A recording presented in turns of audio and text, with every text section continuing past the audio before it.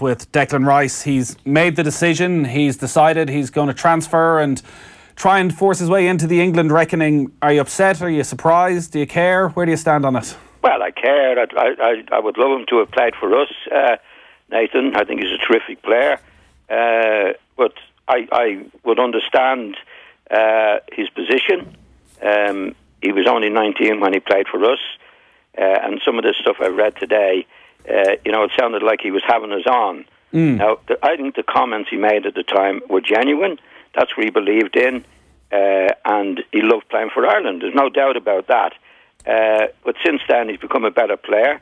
I think there are other influences, including his agent and the chairman at West Ham, which I think it's in their interest for him to play. I feel anyway, in his interest or their interest for him to play for England. But first of all, I'd wish him all the best. Right, Nathan. He's a young fella, mother and father. He's got everything to be able to get the advice from, and they feel it's in his best interest to do what he's done. Now, we might not necessarily agree with that, but it's his decision, and he's entitled to make whatever decision he feels is best for himself. The problem is, he's played 3 times at senior level for Ireland. He's kissed the badge, he's sang the anthem, he's spoken of his pride for playing for Ireland. People in the FAI, people in this country have invested a lot of time in trying to make him a better player. Well, he played 3 times for us, Nathan. He played several times at underage level as well. Sorry? He played a lot at underage level. But, it's probably helped, no doubt, to make him a better player. But he's played more matches for West Ham than he has for anybody else. So, I think he's a naturally gifted individual anyway. So I think we could take some credit for it, but it wouldn't be a major credit that I would take from that particular situation. Both Gary Breen and Kevin Kilbane have been quite outspoken. They're extremely frustrated, I think, to put it mildly, at what's developed over the last while, feeling that really the Ireland jersey shouldn't be used as an audition for putting yourself forward for greater things. Do we need to change our policy towards young English-born players who are eligible because of this? Well, first of all, answer your first question. I don't think he used that as an audition for playing for England. I think when he played for us, he was genuine about it. England didn't come into the equation at that time. That came later on. So I think what he said at the time, it was genuine. When you phrase it in a certain way, and it looks like he planned it to do. That definitely hasn't been the case. I think he's a good young fella. He meant what he said at that particular time, and I think it's the other influence have come into play since he first played for Ireland. But I think he was genuine about that. But the second thing, Nathan, I'd like to mention was, could Martin have qualified him for us in a competitive match? Yeah. Now, I think he should have done that. O'Neill said at the time, I remember, this was a game against Moldova, was the one in particular he picked out during the end of the last qualification campaign. It was a game Ireland needed a result in. Declan Rice wasn't the established Premier League player that he is now. He felt it was kind of crazy to suggest that we would do that, and also that in a way you're sort of kidnapping the player. You're bringing him in and you're saying, tough luck, there's no getting out now. Well, what do you think England are doing? If that's the rules of the game today, Nathan. If you've got a chance as international team manager, I think you're obliged to use that. And if that had been done, there would be no outcry now at the moment. If Southgate went for him and just find out, no, he's qualified the Republic of Ireland, end of story. So that's what I believe. It's a cutthroat business, and I think it's an obligation to get as many best players in that you possibly can. I mean, Southgate has done it. He knows he's played 3 times for Ireland. It doesn't stop him going and call, as you call, nicking him. Yeah. I think that's the name of the game nowadays. You don't get 2 chances at it because the rules are the rules. I think the rules are too loose. I think they should be tightened up again. But that's the way it is, and that's what you have to put up with. So in my opinion, you've got a chance to qualify a player of promise, which he was, a player of promise. He wasn't an established player. Then I think you're obliged to do it. So in a way, during this, we probably haven't been cynical enough that he's come in. It's even cynical. I mean, you do what's best for your in your particular situation for the country that you're managing in. You know, the rules are very loose nowadays. But obviously, he was a very, very good player to be picked for us in the first place. And I think now, the way the rules are, any chance you have of getting a player, I don't think it's nicking him. I think if young Rice at that time qualified for us, there wouldn't be any talk about playing for England. He loved what he was doing at that particular time for us. It wasn't making him do something that he didn't want to do, Nathan, that he would regret it. I don't think that kid would have regretted. I think that the situation only came after he played for us, where Southgate obviously saw him as an outstanding player because he got into the West Ham team. And I don't blame Southgate. I would do the same thing myself. But if Southgate, as soon as he made inquiries, was told, no, this lad qualifies for the Republic of Ireland, end of story. The FAI have been very good at identifying young talent in England, second, third generation Irish, and bringing them over into underage levels. And we've seen what happened with Jack Grealish now. It's Declan Rice. Do you think they need to review that policy and focus more on promoting homegrown players who are guaranteed to turn out for the senior team? Or do you just need to keep taking your chances? Well, you got to keep taking your chances. But when you get your chance, you got to take it, Nathan. We had a chance with Rice. We had a chance to qualify him. And we didn't do it. So 18 months ago, we should have... case altogether. But you can't stop looking for outstanding players that qualify for us because these two incidents have happened. You've got to keep at it. You've got to keep going for the best. And hopefully that'll turn out in your favour. You can't force it. You can't make them do it. But if it's there for the taking, then you've got to take it as quickly as you possibly can. And if that means putting them on for a minute at the end of a competitive international, yes, so be it. Yes. And he's qualified for it. And then there wouldn't have been any fuss. If he had qualified at that time for us, Rice, and he really enjoyed it, he enjoyed the 3 matches playing for us, that was the end of story. The only thing that happened after that is we didn't qualify him, so Southgate came into the picture, and other influences came into the picture. But if it happened at the time and Rice had qualified for us, he was as happy as Larry, that would have been it. How big a blow do you think this is for what Mick McCarthy wants to do over the next 18 months and Stephen Kenny after that? How big a blow do you think the loss of a player, his talent, is going to be for Irish football? I think he's a really, really outstanding player that will go on to be... I think he'll go on to be a great player, Nathan. And I think he'll go on to be a great player at international level. I wouldn't have any qualms of doing it. I'll just tell you a little story from years ago, my time when I was manager of the Irish team. We were playing Poland in a friendly match, and at that time you didn't get automatic release of players. Right. So we're really struggling for players. And I spoke to Alan Kelly, who was my assistant who worked at Preston. He says, we've got a young lad here, he's a very good lad. I think he'll do a good job for you. That was Mark Lawrenson, right? Now, obviously in those days, when he played for us, he qualified for us before anybody knew about him. But it didn't stop him from going on to be a great player at Liverpool and that. Yeah. And he never regretted it, as far as I know. He never regretted it, Nathan. So we took advantage of it at that time before anybody even knew him. But it was easier to do because it was a friendly match. But after that, he qualified for us. But I had no regrets about that. No guilty conscience because he would have gone on to play for England later on. But Mark didn't bother about it, wasn't he? He loved playing for us. It feels as though this is such a huge story because at that time when you had the likes of Mark Lawrenson, you also had a Liam Brady, you had a Roddy Whelan coming through, you had a conveyor belt of players playing for the best clubs. Right now we don't. We don't have players playing Champions League football. No, well, that's a different issue. We're talking about qualifying the players. In that time, Mark Lawrenson was an unknown, but I don't think he ever regretted it, and it didn't stop him becoming the top player in English football. That's all I'm saying. In young Rice's case, I think I would have qualified him, and that's the end of the story. And I think he's going to be one of the great players, and he's going to be a huge loss to us.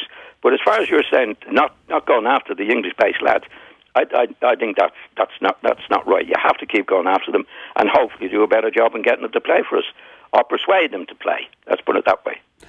We'll get on to the Champions League and Spurs and Manchester United's performance after the break, but I did want to talk to you briefly just about Gordon Banks, who died sadly this week at the age of 81. I'd imagine you came up against him many times?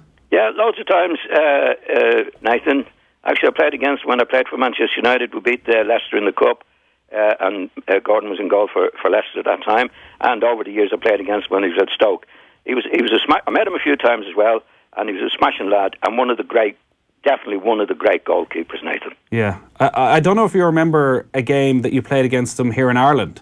when he played for St. Patrick's Athletic for one match, and you were player manager of Shamrock Rovers at the time, and by all accounts he made this what is sort of grown into mythical proportions ever since. An unbelievable save from Eamon Dunphy in the last couple of minutes. He did indeed. That was the time that he'd had an accident and lost one eye, and he was still terrific. And then later on, actually, I played against him in America.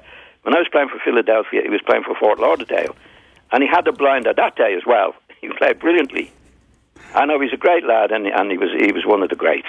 The report from that match surfaced this week, that game between Pats and Rovers, which Pats won 1-0. A brilliant save by Gordon Banks, an own goal by Leo Kearns at Richmond Park combined to provide Johnny Giles with his first setback since he took over as player manager of Shamrock Rovers.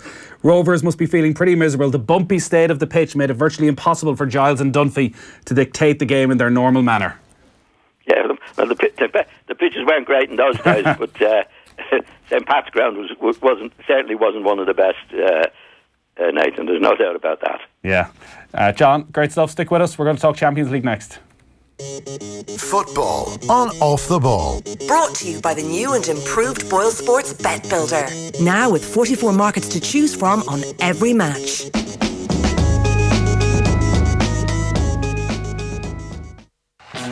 Football Index is reinventing football betting. You can buy and sell the world's top players. Their value may go up and down, but it's not over with the final whistle like a regular bet. Football Index, reinventing football betting. Start building your portfolio today at footballindex.co.uk or download the app now. New customers only, minimum deposit and conditions apply. Gamble responsibly. At Argos, keep the kids entertained this midterm, whatever the weather, with 20% off toys. Use code TOYS20 to enjoy this deal across top brands, including Peppa Pig, Barbie and Lego. Yay for play! With Argos, you're good to go. Conditions and exclusions apply. In-store only, subject to availability. Offer ends 19th of February. At Beacon Hospital, we fix broken hearts. We provide complete cardiac care, from our rapid access cardiology clinic to routine procedures and complex open heart surgeries. 1 in 3 Irish people die of heart disease. So if you're worried about your heart health, get checked and protect yourself from a broken heart. This is modern medicine. This is Beacon Hospital. Visit beaconhospital.ie. GP referral required. House. Digs. Gaff. Pad. Home. However you say it, we all deserve somewhere to call home. I'm Ciara from Harvey Norman Waterford. This February, we are making homes with the Peter McVerry Trust. We're fundraising to fit out 20 homes for people experiencing homelessness, and all of the money raised goes directly to the Peter McVerry Trust. You can help by attending our fundraising events in store or by visiting harveynorman.ie/making homes for more ways to donate. Help us reach our goal. Go! I am Liv, a virtual ambassador created to promote the new Renault Kadjar. With an all-new petrol engine bringing more power, test drive now for 24 hours. 24 hours. 24 hours. I think something's wrong with the robot. Virtual ambassador. And no, it's just an offer worth repeating. Okay. The new Renault Kadjar. Feel the real drive. Book a 24-hour test drive at your local Renault dealer today. Terms and conditions apply. See Renault.ie. So what you're saying is, all the kids are getting medals. Yep. No losers, apparently. But it's a football match. There's literally 2 teams. I know. And all 22 of them are getting man of the match. Even the subs. Okay. What life lessons are we learning here then today? Awards don't always mean that much these days. But after working hard to make insurance as simple as possible for you, 123.ie won the Customer Experience Impact in Insurance Award. Switch today at 123.ie. Simple is smarter. Terms and conditions apply. 123 Money Limited, trading as 123.ie, is regulated by the Central Bank of Ireland. People are like internet connections. Some aren't the most reliable. Sorry, late again. Others, like Magnet Networks, are totally dedicated to dependability.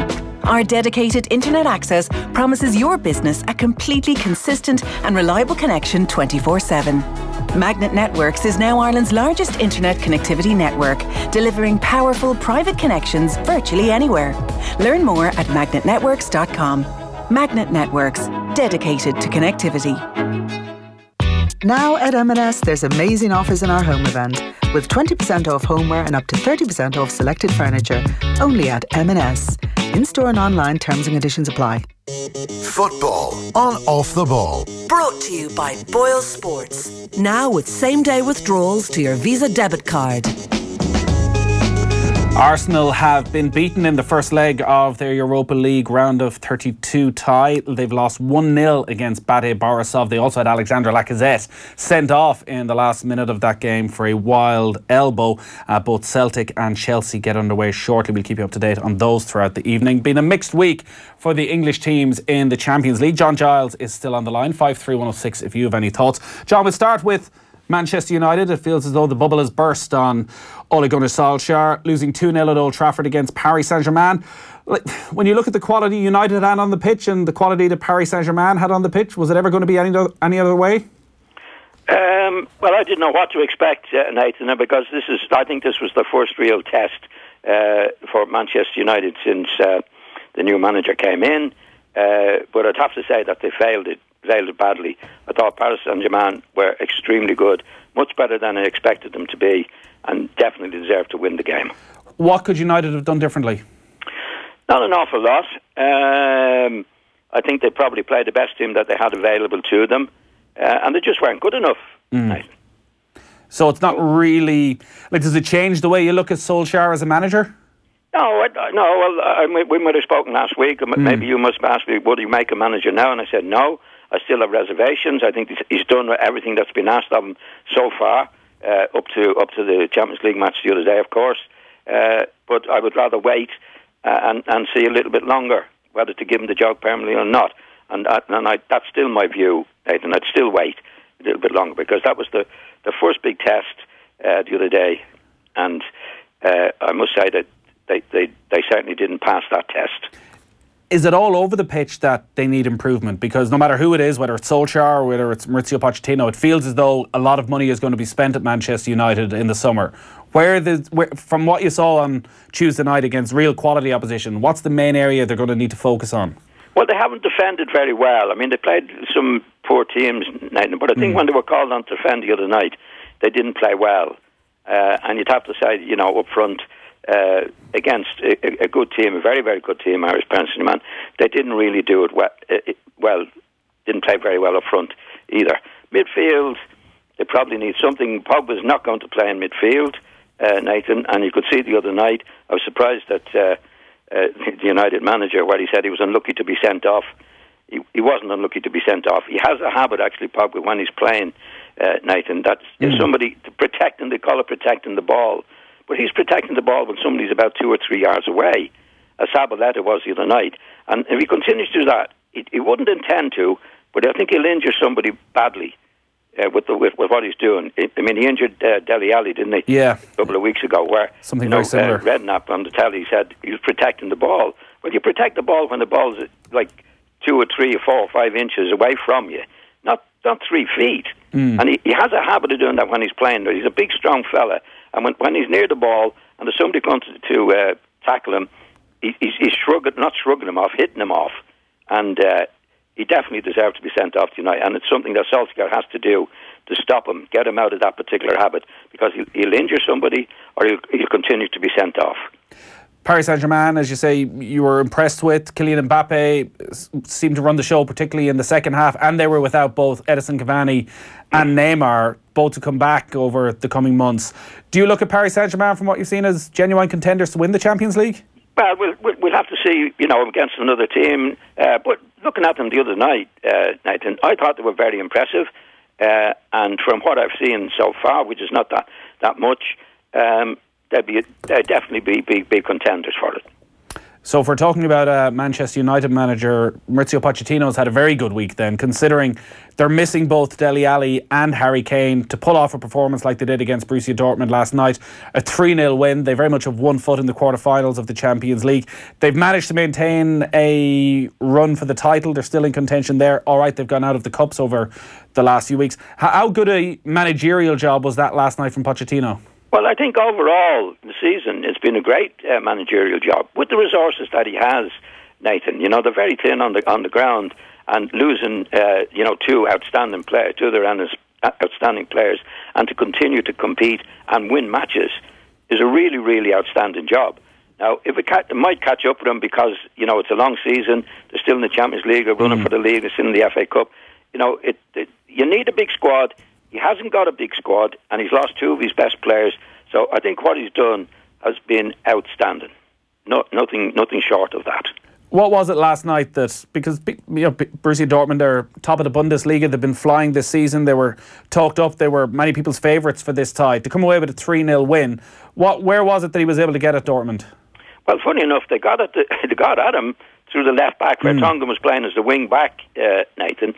It's not something I would necessarily agree with, because I thought they were exposed a little bit down that side. But on the night, he became a match winner. I mean, the ball he made for the first goal was brilliant, and he scored one himself. So it's not often you get a full-back or a wing-back doing what he did. But overall, I thought in the first half, Borussia Dortmund shaded it. But in the second half, then Spurs really come onto their own.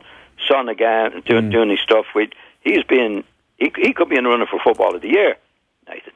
Yeah, you think he's been that good? Oh, well, you think of the players that's out, Dele Alli and Kane. If somebody said to me a few weeks ago, Dele Alli and Kane would be out for whatever it is, 4 or 5 weeks, I'd say they've no chance of doing anything. In fact, I think they've won nearly all the matches since they've been out, mainly due to him. You know, he's scoring goals, but he's scoring important goals. You know, there's some lads score a lot of goals, and they might be the 5th goal in a 5-0 win. But this fella's doing it when it really matters. And he's been absolutely outstanding for them. And he's had spells in previous seasons where he's had a couple of months here and there where he's looked exceptional. But every time he's played for Tottenham this season, it feels as though he has the potential to be yet another match winner alongside Kane, Ali, Eriksen. Have you noticed a change in his game? Is it just confidence? Is there something about him, a positional shift that's bringing the best out of him? Well, there's a lot of changes in him, Nathan. I thought he was just an okay player. You know, he'd come on and as a sub now and again. He's come on brilliantly. He's a much better player than he was last season, or indeed, and particularly the week before. This lad has got the confidence now. He has the ability. He's very, very quick. I think it's mostly confidence with him. He's probably a bit overawed with Kane and the other players that you mentioned in the Tottenham side. Now I think he sees himself as an equal. And he is an equal, but he sees himself as an equal, which is the most important thing. So the confidence is there, and he's first class. You know, when they get Dele Alli back and Kane back, it'll be a great trio up front, a bit like Liverpool actually. But he's a good lad. He works hard. He works for the team. No messing about with him, and he deserves whatever success he's getting, Nathan. He's a really good lad. I know you don't like making predictions, particularly when you haven't seen all the teams in action, and we got to see Real Madrid last night, but next week we'll get to see Barcelona, Liverpool, Manchester City. But from what you saw of Spurs last night and what you know that Pochettino could do in the way he puts a team together, have they got a chance in the Champions League? Have they got that level of ability if Kane and Ali come back? I think at their best, Nathan, as you say, it's early days. I haven't seen all the teams yet in these particular rounds. I think if he does it, he should be manager of the world if he goes on to win this particular trophy.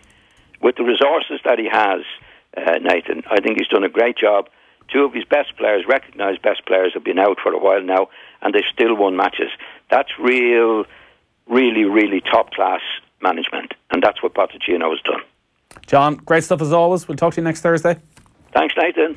John Giles there, as always. 7:30 every Thursday here on Off the Ball. If you missed it, it will be up on offtheball.com very shortly. Now, just to let you know that on the 21st of February, that is this day next week, we are continuing our build-up to the Cheltenham Gold Cup with the latest Bulmer's Road to Gold event. We're going to be in 22 nightclub here in Dublin with comedian Jarlath Regan, jockey Brian Cooper, Kate Harrington, Vogue Williams, Ollie Bell, John Duggan and many more names who will be announcing over the coming days. It is an exclusive off-air event, so the only way to enjoy it is to be there on the night. Get on to offtheball.com/events right now to get your tickets. And remember, it is over 18s only. Up next, who is going to challenge Limerick this season? We are going to talk hurling and get the thoughts of Daithí Regan right after this break. Join that conversation. Text us on 53106. Texts cost 30 cents. For the first time ever, there's a new pain relief available that cleverly combines paracetamol and ibuprofen into one convenient tablet. New Easolief Duo gets to work fast and provides pain relief that's 30% more effective than taking either one alone. Don't let pain prevent you from giving everything you've got. When standard pain relief is not enough, take new Easolief Duo for powerful